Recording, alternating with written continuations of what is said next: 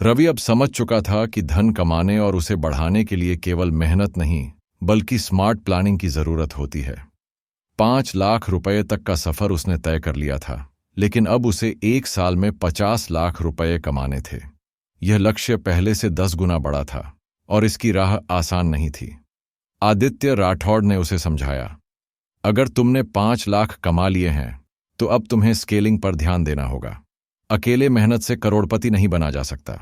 रवि की digital agency अब अच्छी कमाई करने लगी थी, लेकिन वह जानता था कि अगर उसे बड़ा खेल खेलना है तो उसे खुद को सीईओ की तरह सोचना होगा, सिर्फ एक फ्रीलांसर की तरह नहीं। इसलिए उसने 4 बड़े कदम उठाए। 1. नई टीम हायर की। उसने 2 कॉपीराइटर्स, एक सोशल मीडिया मैनेजर और एक वीडियो एडिटर को अपनी टीम में जोड़ा। 2. इंटरनेशनल क्लाइंट्स पर फोकस किया।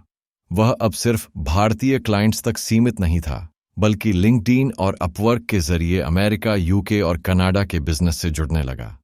3. प्रीमियम सर्विसेज ऑफर की। अब वह सिर्फ कंटेंट राइटिंग नहीं कर रहा था, बल्कि ब्रांड बिल्डिंग और सोशल मीडिया ग्रोथ जैसी हाई टिकट सर्विसेज भी देने लगा। 4. ऑटोमेशन टूल्स का इस्तेमाल किया। टाइम बचाने और प्रोडक्टिविटी बढ़ाने के लिए उसने कई डिजिटल टूल्स का इस्तेमाल शुरू किया, जिससे उसका काम तेजी से होने लगा। अब उसकी एजेंसी हर महीने 4 से 5 लाख रुपए कमाने लगी थी। रवि को समझ आ गया था कि अगर वह बिना ज्यादा मेहनत किए ज्यादा पैसे कमाना चाहता है तो उसे पैसिव इनकम पर ध्यान देना होगा। इसलिए उसने एफिलिएट मार्केटिंग को नए लेवल पर ले जाने की योजना बनाई। उसने अपना यूट्यूब चैनल ग्रो किया और हर हफ्ते नए गैजेट्स रिव्यू वीडियो डालने लगा। उसने एक ईमेल लिस्ट बनानी शुरू की, जिसमें वह लोगों को नए ऑफर्स और डील्स के बारे में बताता। उसने अमेजन एफिलिएट साइट्स पर और ब्लॉग लिखने के लिए कंटेंट राइटर्स हायर किए। 3 महीनों के अंदर उसकी एफिलिएट कमाई 50,000 रुपये महीने से बढ़कर 2 लाख रुपये महीने तक पहुंच गई। अब तक रवि ने केवल 1.5 लाख रुपये स्टॉक्स और म्यूचुअल फंड्स में लगाए थे, लेकिन अब जब उसकी इनकम बढ़ रही थी तो उसने अपनी इन्वेस्टमेंट स्ट्रैटेजी को भी मजबूत किया।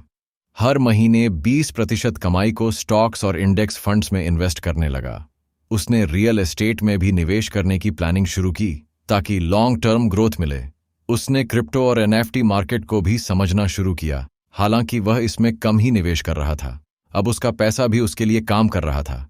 6 महीनों के अंदर उसकी कमाई कुछ इस तरह बढ़ी। डिजिटल एजेंसी से 25 लाख रुपए, एफिलिएट मार्केटिंग से 10 लाख रुपए, स्टॉक मार्केट से 5 लाख रुपए, ड्रॉप शिपिंग और अन्य सोर्स से 5 लाख रुपए, कुल कमाई 45 लाख रुपए। अब रवि करोड़पति बनने के बेहद करीब था। उसे सिर्फ 5 लाख रुपए और कमाने थे और उसका सपना पूरा हो जाता। लेकिन जैसे ही वह अपने लक्ष्य के पास पहुंचा, उसे एक बड़ा झटका लगा।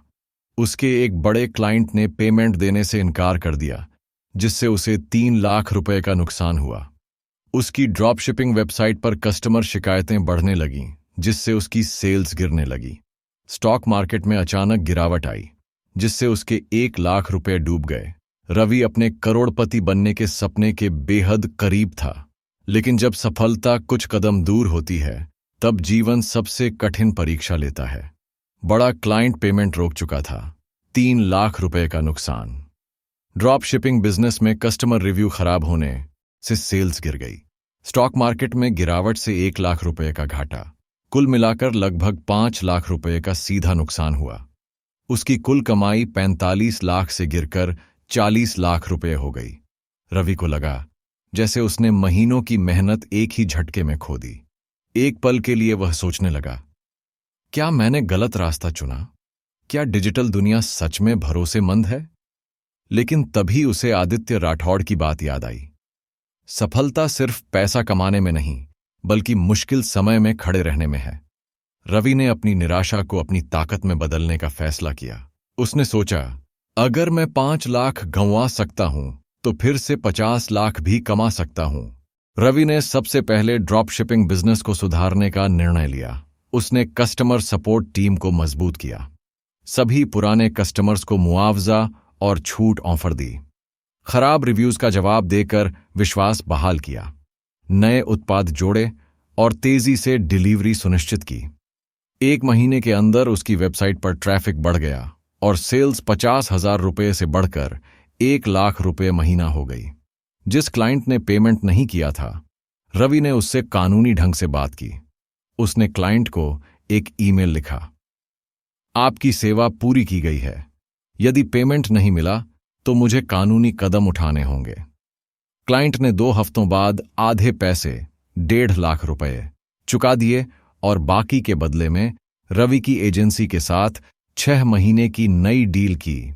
रवि ने समझा कि स्टॉक्स में निवेश जोखिम भरा हो सकता है। उसने नुकसान की भरपाई के लिए ब्लू चिप स्टॉक्स पर फोकस किया। SIP सिस्टमैटिक इन्वेस्टमेंट प्लान जारी रखा, फिजूल खर्ची रोक दी और एजेंसी से होने वाले मुनाफे का हर महीने 20% निवेश करने लगा। रवि ने समझ लिया था कि सिर्फ 1 या 2 इनकम सोर्स पर निर्भर रहना खतरनाक हो सकता है। उसने 3 नई इनकम स्ट्रीम्स शुरू की। 1. ऑनलाइन कोर्स और वेबिनार। उसने अपनी फ्रीलांसिंग और डिजिटल मार्केटिंग की यात्रा को एक कोर्स में बदल दिया। पहले ही महीने में उसने 50,000 रुपये कमाए। 2. ई-बुक्स और एफिलिएट गाइड्स। उसने अपनी YouTube ऑडियंस के लिए डिजिटल बिजनेस शुरू करने की गाइड लिखी।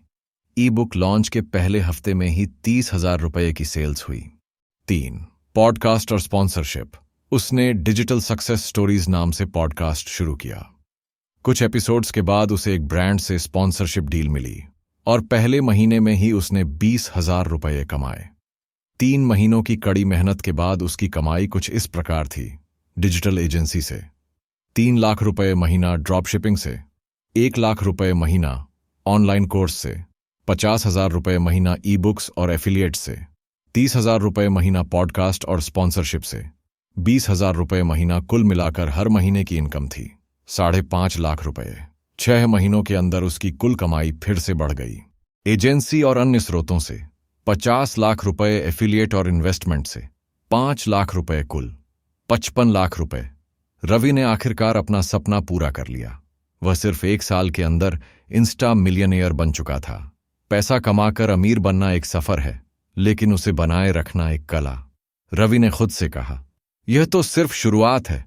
अब मुझे न सिर्फ पैसे से पैसा बनाना है, बल्कि समाज को भी वापस देना है। क्या वह अपनी सफलता से दूसरों की जिंदगी बदल पाएगा? क्या वह डिजिटल दुनिया का एक बड़ा नाम बन पाएगा? रवि के फोन पर बैंक से नोटिफिकेशन आया, आपके खाते में Rs उपलब्ध हैं। यह देखकर उसकी आंखों में एक चमक आई, लेकिन साथ ही दिल में एक सवाल उठा, अब आगे क्या? सपना पूरा हो चुका था, लेकिन खुशी वैसी नहीं थी जैसी उसने सोची थी। अचानक उसे अपनी शुरुआती जिंदगी याद आई। कंप्यूटर सेंटर में बिना फीस के सीखना, गांव की तंग गलियां और मां का संघर्ष। 2. आदित्य राठौड़ से बातचीत। एक नई सीख। रवि ने आदित्य राठौड़ से कहा, सर, मैंने 55 लाख रुपये कमा लिए, लेकिन अब मैं खालीपन महसूस कर रहा हूं। यह पैसा किस काम का, अगर यह किसी और की जिंदगी बदल ना सके? आदित्य मुस्कुराए और बोले, सफलता का असली अर्थ है समाज को वापस देना। अब तुम्हारा सफर दूसरों की रोशनी बनने का है। 3. नई योजना, डिजिटल स्किल्स फॉर ऑल अभियान। रवि ने तय किया कि वह अपनी सफलता को दूसरों की प्रेरणा बनाएगा। उसने अपने पैसों का उपयोग 3 तरीकों से करने का निश्चय किया। उसने एक ऑनलाइन प्लेटफॉर्म बनाया जहां बच्चे फ्रीलांसिंग, कंटेंट राइटिंग और डिजिटल मार्केटिंग जैसे कोर्स मुफ्त में कर सकें। पहले ही महीने में 500 बच्चों ने रजिस्ट्रेशन। जिस प्रशिक्षण केंद्र ने उसे सिखाया था, वहां उसने Rs 5 लाख का दान दिया। इस पैसे से वहां नए कंप्यूटर और एक डिजिटल लाइब्रेरी बनाई गई। उसने गांव की महिलाओं को ऑनलाइन काम सिखाने के लिए एक अभियान शुरू किया। पहले बैच में ही 50 महिलाओं ने Rs 10,000 से अधिक की कमाई की। रवि की यह पहल सोशल मीडिया पर वायरल हो गई। लोग उसे रियल इंस्टा मिलियनेयर कहने लगे। YouTube पर उसका एक वीडियो ट्रेंड कर गया, कैसे एक गरीब लड़का करोड़पति बनकर समाज को बदल रहा है। उस वीडियो पर लाखों लाइक्स और हजारों कमेंट्स आए। एक कमेंट ने उसका दिल छू लिया, भाई, आपने सिर्फ पैसा नहीं, उम्मीद दी है। आप हमारे हीरो हैं। जहां एक और लोग उसे सराह रहे थे, वहीं कुछ लोग उस पर शक भी करने लगे। कुछ लोगों ने सोशल मीडिया पर कहा, यह सब दिखावा है, रवि सिर्फ लाइक्स और फेम के लिए कर रहा है। रवि के मन में दुख हुआ, लेकिन उसने आदित्य राठौड़ की बात याद की, जब तुम बड़ा काम करोगे तो लोग तुम्हें गिराने की कोशिश करेंगे, लेकिन तुम्हारा काम ही तुम्हारा जवाब होगा। रवि ने और ज्यादा मेहनत की। अगले 2 महीनों में उसके प्लेटफॉर्म से 1,000 से ज्यादा छात्रों ने ऑनलाइन जॉब पाई। महिलाओं के वर्कशॉप से कई महिलाओं ने खुद का ऑनलाइन बिजनेस शुरू किया।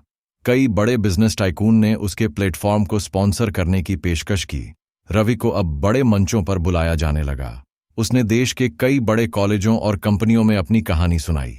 एक स्पीच में उसने कहा, सपना सिर्फ अपने लिए मत देखो। जब तुम्हारा सपना किसी और की जिंदगी बदलता है तभी वह असली सफलता होती है। रवि अपने गांव लौटा और वहां एक डिजिटल ट्रेनिंग सेंटर खोला। गांव के लोग उसे देखकर भावुक हो गए। मां ने उसका माथा चूमते हुए कहा, बेटा, आज तूने मेरा सपना पूरा कर दिया। रवि अब सिर्फ एक करोड़पति नहीं था, वह एक प्रेरणा, एक बदलाव की लहर और हजारों लोगों के सपनों की रोशनी बन चुका था। अंत में एक वाक्य, धन का मूल्य उसकी मात्रा से नहीं बल्कि उससे बदली हुई जिंदगियों से मापा जाता है। रवि का digital platform digital skills for ONL पूरे देश में चर्चा का विषय बन गया। उसकी कहानी हर न्यूज चैनल और सोशल मीडिया प्लेटफॉर्म पर वायरल हो गई। लोग उसे इंस्टा मिलियनेयर कहने लगे। एक इंटरव्यू में जब एक पत्रकार ने पूछा, आपके लिए सफलता क्या है, रवि ने मुस्कुराकर जवाब दिया, सफलता वो है जब आपकी वजह से किसी और की जिंदगी बदल जाए। एक बड़ी मल्टीनेशनल कंपनी ने रवि के स्टार्टअप को खरीदने के लिए 50 करोड़ रुपए का ऑफर दिया। उनकी शर्त थी कि रवि अपनी कंपनी छोड़ देगा और 3 साल तक उसी कंपनी के लिए काम करेगा। अगले 1 महीने में रवि के प्लेटफॉर्म पर 50,000 से ज्यादा नए स्टूडेंट्स ने रजिस्ट्रेशन किया। मीडिया ने कहा, रवि ने दिखा दिया कि सफलता पैसे से नहीं, भरोसे से मापी जाती है। इतनी उथल पुथल के बाद रवि ने कुछ दिन अपने परिवार के साथ बिताए। मां ने कहा, आज तुझे देखकर तेरा पिता भी गर्व महसूस कर रहा होगा। रवि ने मां का हाथ थामकर कहा, मेरी असली कमाई आप लोगों की खुशी है। रवि ने तय किया कि अब वह सिर्फ एक स्टार्टअप नहीं बल्कि एक मिशन बनाएगा, जहां हर किसी को सीखने और आगे बढ़ने का मौका मिलेगा। उसने अपने प्लेटफॉर्म का नया नारा दिया, सीखो, बढ़ो और सपनों को हकीकत बनाओ। रवि की मुश्किलें खत्म नहीं हुई थीं। वही मल्टीनेशनल कंपनी जिसने उसे खरीदने की कोशिश की थी, अब उस पर कॉपीराइट उल्लंघन का मुकदमा कर चुकी थी। उन पर आरोप था कि रवि के कोर्स की सामग्री उनकी कंपनी की कॉर्पोरेट ट्रेनिंग से चुराई गई है। कानूनी नोटिस में लिखा था, यदि रवि ने सार्वजनिक रूप से माफी नहीं मांगी और 15 करोड़ रुपए का हर्जाना नहीं दिया तो उसकी कंपनी को बंद करवा दिया जाएगा। जांच करने पर पता चला कि यह साजिश कंपनी के एक पूर्व कर्मचारी अभिजीत वर्मा ने रची थी, जो रवि की टीम में रहकर मल्टीनेशनल कंपनी के लिए काम कर रहा था। उसने ही रवि की कोर्स सामग्री कंपनी को लीक की थी। आदित्य राठौड़ ने रवि से कहा, अब लड़ाई सिर्फ तुम्हारी नहीं, उन हजारों सपनों की है जो तुमने जगाए हैं। आदित्य ने भारत के सबसे बड़े cyber law expert Neeraj Malhotra को इस केस में रवि का वकील बनाया। रवि के फॉलोअर्स ने सोशल मीडिया पर समर्थन दिखाना शुरू कर दिया। आई स्टैंड विद रवि और justice for Insta millionaire trend करने लगा। लाखों लोगों ने लिखा, हमने रवि से सीखा है, उसे गिरते नहीं देख सकते।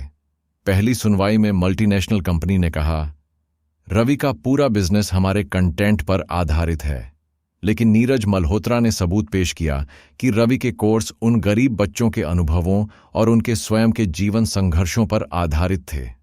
अदालत में एक वीडियो सबूत सामने आया जिसमें अभिजीत वर्मा खुद स्वीकार कर रहा था, मैंने ही रवि की सामग्री कंपनी को दी और बदले में पैसे लिए।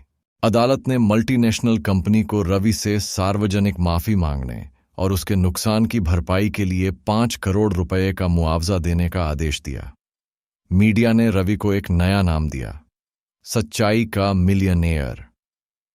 रवि ने मुआवजे की पूरी रकम अपने प्लेटफॉर्म के लिए नए स्कॉलरशिप फंड में लगा दी।